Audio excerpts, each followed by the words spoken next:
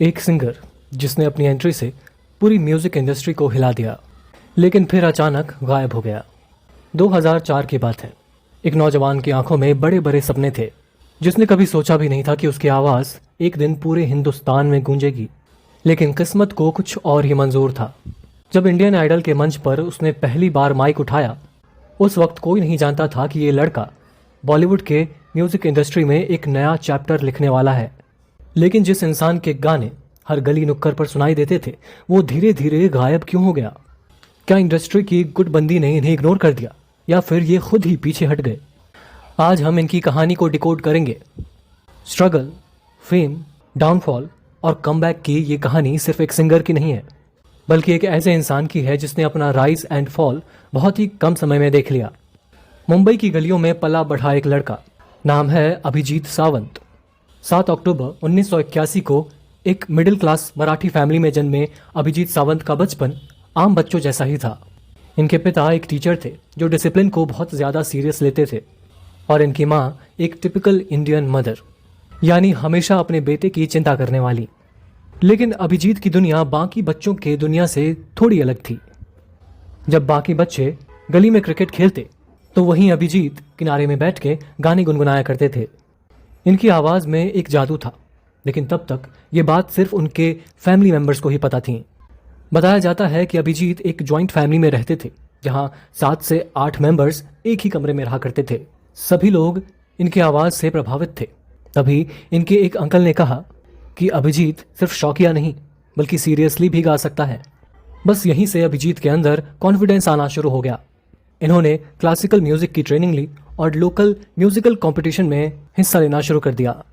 लेकिन ये सब कुछ इतना आसान नहीं था। मुंबई जैसे बड़े शहर में बहुत से लड़के बड़े बड़े सपने लेकर आते हैं, लेकिन सिर्फ किस्मत वाले ही आगे बढ़ पाते हैं। पढ़ाई पूरी होने के बाद इनके पिता ने इन्हें एक कैसेट शोरूम में नौकरी लगवा दी, जहां इन्हें महीने के 600 रुपये मिलते थे। इसके साथ ही अभिजीत स्टेज शोज और कंपटीशन में पार्टिसिपेट करते रहे और अपने अंकल के गाइडेंस में रियाज भी करते रहे। हालांकि अभिजीत के माँ बाप उनके इस रवैये से खुश नहीं थे। वो चाहते थे कि अभिजीत कोई ट्रेडिशनल जॉब ही करे। बात ज़्यादा बिगड़ने के बाद अभिजीत अपने अंकल के साथ अलग शिफ्ट हो गए और भवदीप जयपुर वाले से इन्होंने इंडियन क्लासिकल म्यूजिक की ट्रेनिंग लेनी शुरू कर दी। बाद में एक इंटरव्यू में अभिजीत ने बताया कि ये फेलियर्स और तंगहाली का वो दौर था जब काम ना मिलता देख अभिजीत अपने जीवन का ही अंत करने का सोच रहे थे। तभी इनके सामने इंडियन आइडल का ऑडिशन देने का मौका आया, जिसके बाद तो मानो इनकी किस्मत ही बदल गई। 2004 में इंडियन आइडल नामक एक नया शो आया और पूरे देश में एक ऐसा प्लेटफॉर्म दिखा जहां आम लोग भी सुपरस्टार बन सकते थे। अभिजीत ने सोचा कि अगर मुझे पहचान बनानी है तो यही सही मौका है। तो बस वो ऑडिशन देने के लिए चले गए। पहले राउंड में तो जजेस ने इन्हें काफ़ी ज़्यादा नोटिस किया, लेकिन सेकेंड राउंड में इनकी परफॉर्मेंस थोड़ी वीक रही। अभिजीत को लगा कि शायद इनका सफ़र यहीं तक था, लेकिन इनकी आवाज़ में कुछ ऐसा था जो बाकी कंटेस्टेंट से अलग था। फिर आया ग्रैंड फिनाले। पूरा देश टीवी स्क्रीन से चिपका हुआ था। लाखों के तादाद में वोटिंग हुई और जब रिजल्ट आया तो Abhijeet Sawant is the first Indian Idol. ये शो जीतने के बाद अभिजीत ओवरनाइट सेंसेशन बन गए। इनका पहला एल्बम आपका अभिजीत सावंत मार्केट में आया और हर जगह इनके गाने बजने लगे। इनका गाना मोहब्बतें लुटाऊंगा तो इतना ज़्यादा मशहूर हुआ कि लोग इन्हें नई जनरेशन का कुमार सानू भी कहने लगे। इंडियन आइडल जीतने के बाद अभिजीत सावंत को फेम तो मिला, लेकिन ये अपने लिए इंडस्ट्री में एक मजबूत जगह नहीं बना पाए। बॉलीवुड में इनकी एंट्री ग्रैंड थी, लेकिन लॉन्ग लास्टिंग नहीं रह पाई। पहले इंडस्ट्री में पहले से ही सोनू निगम, शान, के और उदित नारायण जैसे दिग्गज सिंगर्स मौजूद थे, जिनकी आवाज़ हर बड़े हीरो के लिए फिट बैठती थी। ऐसे में एक नए सिंगर को मौका मिलना आसान नहीं था। वहीं उस दौरान हिमेश रेशमिया के सुरूर को भला कोई कैसे भूल सकता है। अभिजीत को 2005 में हिमेश के ही म्यूजिक डायरेक्शन में बनी फिल्म आशिक बनाया आपने में गाना गाने का मौका मिला, जो कि काफ़ी ज़्यादा हिट रहा। बॉलीवुड फिल्मों में इनके नोटेबल गानों की बात करें तो 2006 में आई फिल्म जवानी दीवानी, 2010 में 30 मार खान, 2012 में चित्तागोंग और 2016 में ढिशुम जैसी फिल्मों में इनके गाए गाने हिट रहे। वहीं फिल्म लॉटरी और 30 मार खान में ये नज़र भी आए।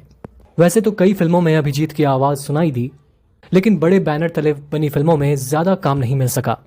इनकी आवाज़ तो सोलफुल थी, लेकिन तब तक म्यूजिक इंडस्ट्री एक नए दौर में जा रही थी।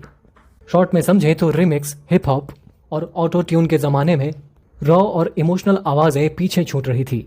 इनका दूसरा एल्बम जुनून आया, लेकिन वो पहले एल्बम की तरह हिट नहीं हो सकी। यही नहीं, जब इन्होंने जो जीता वही सुपरस्टार और एशियन आइडल जैसे दूसरे रियलिटी शोज में वापसी करने की कोशिश की, तो वो इतना बड़ा इम्पैक्ट नहीं बना पाए।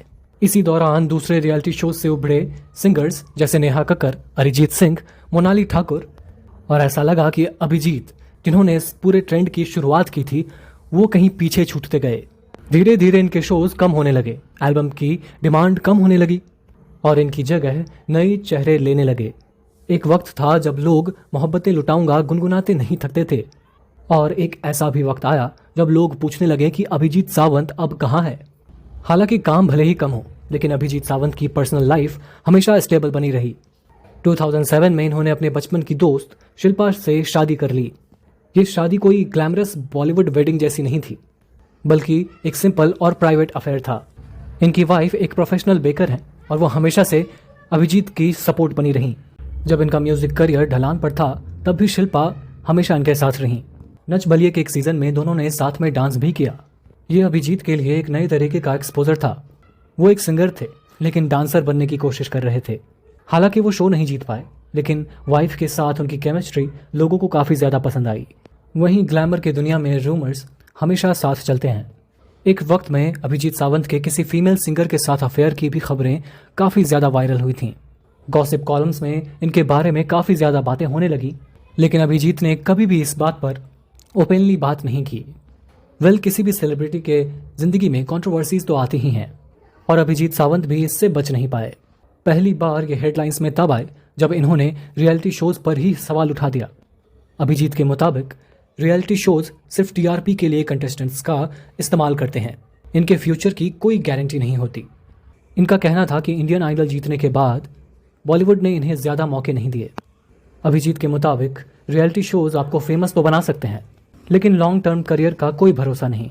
हालांकि ये बात उन कंटेस्टेंट्स को ज़्यादा चुभी जो खुद रियलिटी शोज के भरोसे अपना काम चला रहे थे। फिर 2019 में इन्होंने म्यूज़िक इंडस्ट्री पर एक और हमला किया।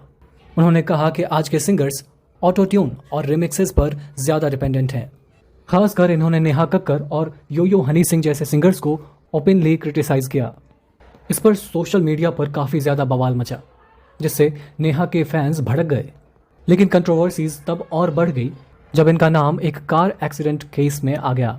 अभिजीत पर आरोप लगा कि इन्होंने ड्रिंक एंड ड्राइव करते हुए एक एक्सीडेंट किया, लेकिन बाद में इन्वेस्टिगेशन में ये बेगुनाह साबित हुए। ऐसा लगने लगा कि अभिजीत अब अपने म्यूजिक की वजह से नहीं, बल्कि अपने कंट्रोवर्सीज और स्टेटमेंट की वजह से खबरों में आ रहे थे। पर सवाल ये है कि अब अभिजीत सावंत कहाँ हैं?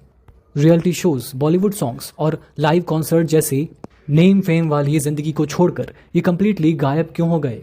दोस्तों, जैसा कि हमने बताया कि फिल्म और म्यूजिक इंडस्ट्री के बदलते इन्वायरमेंट की वजह से अभिजीत को अब काम नहीं मिल पाता, लेकिन हार ना मानते हुए अभिजीत अपने सिंगिंग करियर को फिर से रीलॉन्च करने की सोच रहे हैं। इन्होंने अपना एक यूट्यूब चैनल ओपन किया है, जहां पर ये अपने गाने और कवर्स डालते रहते हैं। इतना ही नहीं, इन्होंने पिछले कुछ सालों से इंडिपेंडेंट म्यूजिक पर भी ध्यान देना शुरू किया है। अब ये खुद अपने म्यूजिक एल्बम्स बना रहे हैं, क्योंकि अब इन्हें लगता है कि बॉलीवुड की दुनिया इनके लिए ज़्यादा वेलकमिंग नहीं है। इंडस्ट्री में बस ये भी है कि ये जल्द ही किसी नए रियलिटी शोज में जज के तौर पर भी नजर आ सकते हैं। एक समय जब एक लड़का खुद रियलिटी शो में एक कंटेस्टेंट था, वो अब खुद जज बनेगा। ये डेफिनेटली एक बड़ी बात होगी।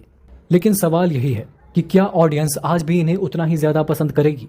क्या ये अरिजीत सिंह, जुबिन नौटियाल और दर्शन रावल जैसे सिंगर्स के बीच अपनी जगह बना पाएंगे, या फिर इनकी कहानी एक वार्निंग बनकर रह जाएगी कि सिर्फ फेम पाना ही काफ़ी नहीं होता, उस फेम को बनाए रखना भी काफ़ी ज़्यादा मुश्किल है? ये तो वक्त ही बताएगा, पर एक बात तो पक्की है कि अभिजीत सावंत पहले इंडियन आइडल थे और इनकी आवाज़ फैंस के दिलों में हमेशा जीवंत रहेगी। दोस्तों, आपको क्या लगता है कि अभिजीत फिर से बॉलीवुड में अपना नाम कमा सकते हैं, या फिर इंडिपेंडेंट म्यूजिक ही इनका फ्यूचर है? अपना जवाब हमें कमेंट सेक्शन में ज़रूर बताइए। आज की जानकारी आपको पसंद आई हो तो वीडियो को लाइक और शेयर ज़रूर करें। साथ ही अगर आप हमारे चैनल वारिधि मंथन पर नए हैं तो हमारे चैनल को सब्सक्राइब ज़रूर कर लें और साथ ही बेल आइकन भी दबा दें। आपका अब तक इस वीडियो में बने रहने के लिए बहुत बहुत शुक्रिया।